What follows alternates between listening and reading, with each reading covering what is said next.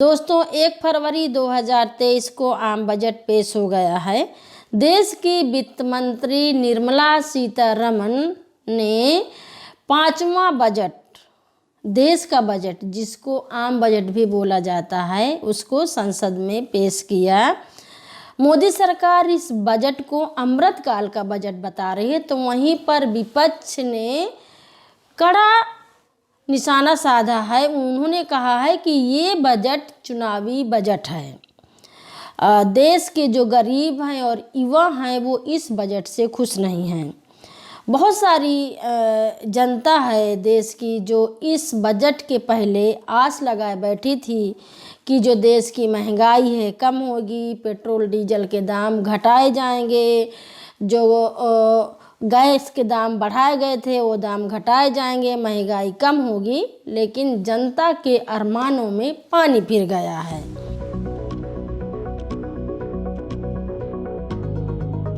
सरकार ने इस बार के आम बजट में सबसे बड़ी राहत दी है आयकर के ऊपर। 7 लाख जिनकी सालाना कमाई है उनको टैक्स में छूट मिलेगा।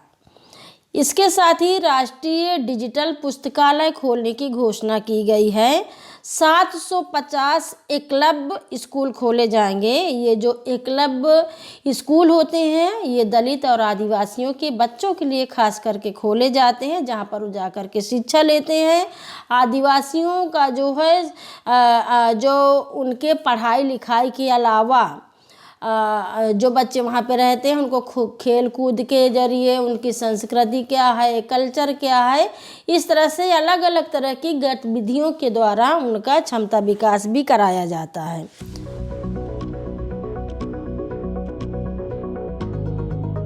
महिलाओं के लिए बचत योजना की घोषणा की गई है, जिसका नाम है महिला सम्मान बचत प्रमाण पत्र।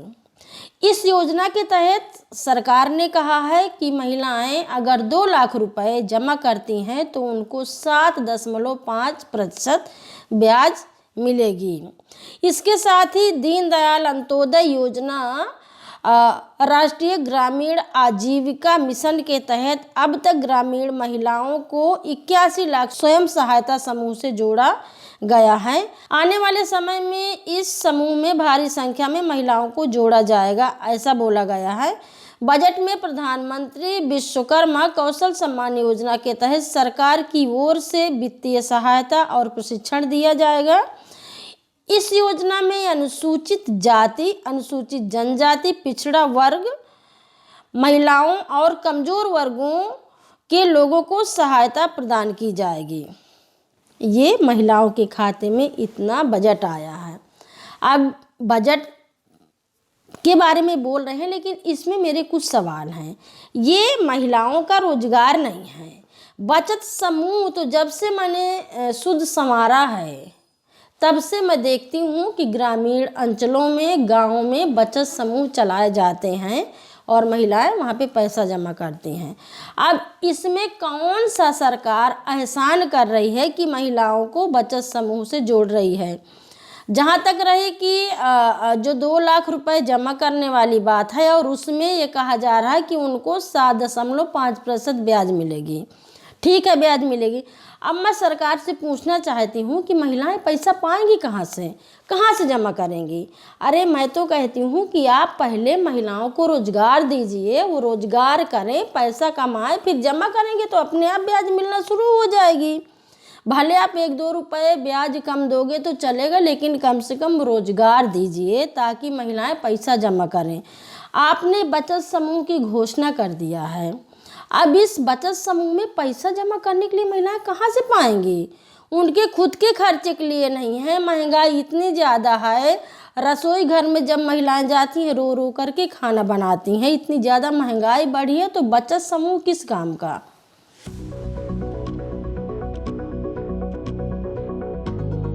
हमारे देश के युवा बहुत उतावले होते रहते हैं मोदी सरकार के बारे में कि सरकार बहुत अच्छा कर रही है। कुछ भक्त टाइप के लोग हैं जो हमारे युवा हैं। तो आइए मैं आपके बारे में पढ़ती हूँ क्या सरकार ने बोला है।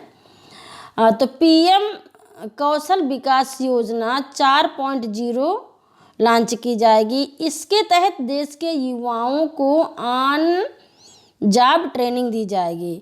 युवाओं को सपोर्ट देने के लिए पैन इंडियन नेशनल एम्प्रेंटिसशिप स्कीम शुरू की जाएगी। इसके तहत 47 लाख युवाओं को 3 साल तक स्टाइपेंड या भत्ता दिया जाएगा। इसके अलावा unified skill India digital programme के तहत अलग अलग राज्यों में 30 स्किल इंडिया सेंटर खोले जाएंगे। बस इतना ही है और कुछ नहीं है। सरकारी नौकरी के भरोसे से भूल जाइए। तो दोस्तों बस मैं ये कह रही हूँ कि जिस तरह से युवाओं के बारे में ये मोटी मोटी चीज़ें 3-4 पॉइंट में घोषणा की गई हैं, मुझे लगता है जहाँ पर कौशल विकास योजना की बात है ये भी नई बात नहीं है। आप इसको लॉन्च करेंगे बढ़ा करके वो अलग बात है, लेकिन मौजूदा हालत में जो ज़िलों में कौशल विकास योजना खोली गई हैं वो भी सुचारू रूप से नहीं चलती हैं। वहाँ से ट्रेनिंग लिया हुआ युवा भी बेरोजगार बैठा है, ठीक है ना। बाकी की जो आप चीज़ें बोल रहे हैं कि होगा इसके तहत में, वही की लेखा कि जब आंधर आँखी पावत तब पतियाए। इसके अलावा जो बच्चे पढ़ाई कर रहे हैं, जो बच्चे सरकारी नौकरी की तैयारी कर रहे हैं, जो बीएड किए हुए बैठे हैं, बीटीसी किए हुए बैठे हैं, बीकॉम कर रहे हैं, उनका क्या होगा? वो बेरोजगार बैठे हैं, सरकार उनके लिए क्यों कुछ नहीं बोलती है? उनके लिए कहाँ से नौकरी लाएगी, कहाँ से जो खाली पद पड़े हैं वो भरे जाएंगे, इनके लिए क्यों नहीं कुछ बोला जा रहा है? कहाँ जाएंगे इतने सारे युवा? ये ट्रेनिंग ले करके अगर बैठ जाएंगे फिर भी उन्हीं को वो काम करना है, तो ये भी बात ठीक नहीं है ना कि सरकार इस तरह से बोल रही है। तो खास करके जो युवाओं को लग रहा था कि कोविड के बाद से कुछ उनके लिए मिलेगा, हर साल सोचते कुछ तो सरकार रोजगार देने की बात करेगी, तो यहाँ पर भी ठेंगा दिखाने का काम किया गया है। जो चीज़ें सस्ती हुई हैं उसमें मोटरसाइकिल हैं, 4 पहिया कार है, खिलौने हैं और देसी मोबाइल हैं, ये सस्ते होंगे। और जो चीज़ें महंगी होंगी उसमें है रसोई गैस चिमनी वाली महंगी की गई है, कुछ मोबाइल फ़ोन है और कैमरे के लेंस और सिगरेट और सोना चांदी से बनी जो भी चीज़ें हैं उनको कहा जा रहा है कि ये महंगी होंगी। इसके साथ ही जो सरकार अपने आप की पीठ थपथपा रही है, एक और चीज़ की घोषणा की है। उन्होंने कहा है कि गरीब खाद्यान्न योजना 1 साल के लिए बढ़ा दी गई है, मतलब जिन लोगों को पहले फ्री में राशन मिलता था वो आगे भी मिलेगा। अब बताइए कि सरकार लोगों को फ्री राशन क्यों दे रही है? नहीं देना चाहिए ना। लोगों को रोज़गार दीजिए, लोग कमाएं, मेहनत करें और अपने पसंद का, अपने मन का अच्छा खाना खरीद करके खाएं।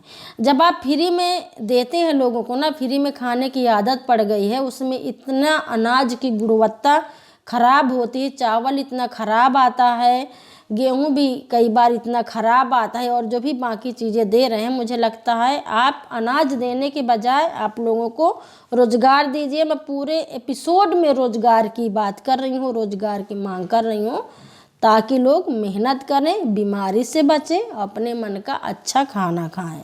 तो सरकार जो ये बोली है कि 7 लाख की कमाई में लोगों को टैक्स की छूट मिलेगी, जिनके पास 7 लाख क्या 700 रुपये की कमाई नहीं है उसको इस टैक्स से कोई लेना देना नहीं है।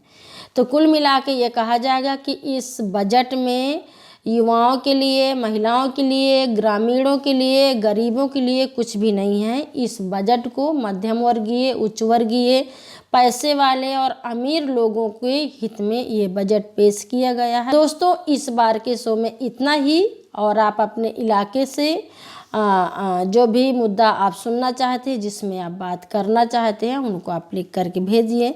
अगर मेरा शो पसंद आया हो तो आप अपने दोस्तों के साथ में शेयर कर सकते हैं। कमेंट करना बिल्कुल भी ना भूलें। शो अच्छा लगता है तो भी कमेंट करिए, नहीं अच्छा लगता तो भी कमेंट करिए। नमस्कार। खबर लहरिया, आपकी खबर आपकी भाषा।